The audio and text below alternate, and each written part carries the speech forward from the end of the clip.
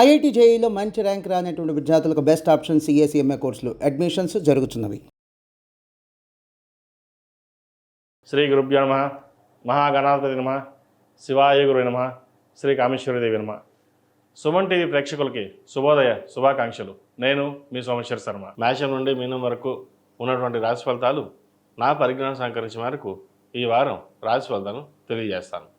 ఈ రాశి ఫలితాలు ఈ నెల 8వ తారీఖు నుండి 14వ తారీఖు వరకు వర్తిస్తాయి. ముందుగా గోచారం. మేషంలో శుక్రుడు, వృషభంలో రవి, మిథునంలో బుధుడు, సింహంలో కుజకేతువులు, కుంభంలో రాహువు, మీనంలో శని.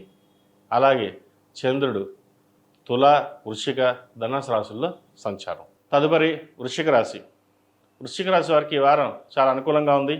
పంచమంలో శని, అలాగే అష్టమంలో గురువు. పంచమంలో శని చక్కగా ఉన్నారు. సంతానపరంగా ఎవరైతే ఎదురు చూస్తున్నారో కొంచెం ఆలస్యమైన మంచి సంతానం కలుగుతుంది. అలాగే వివాహపరంగా కూడా మంచి సంబంధం కుదురుతుంది. వచ్చిన సంబంధాలు జాతక విశ్లేషణ చేసుకుని ముందుకు వెళ్ళడం చెప్పదగినది.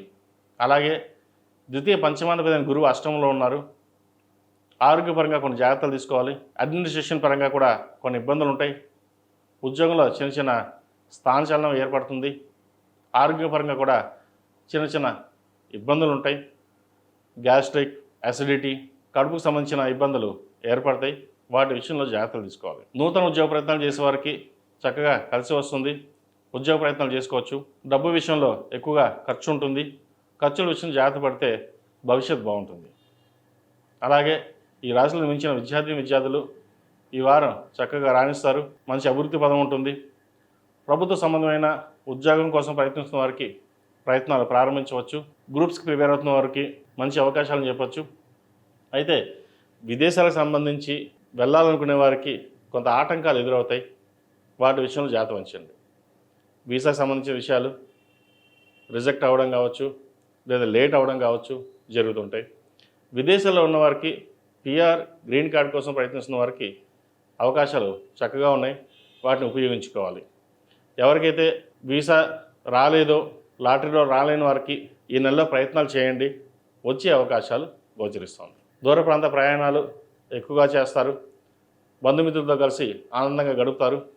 చిన్న చిన్న ఇబ్బందులు ఏమైనా ఉన్నాయో ఈ వారం తొలగిపోతాయి. ఈ రాశిలో జన్మించిన స్త్రీలకు వృత్తి ఉద్యోగపరంగా, వ్యాపార పరంగా అనుకూలంగా ఉంటుంది. భూమిని కొనుగోలు చేస్తారు.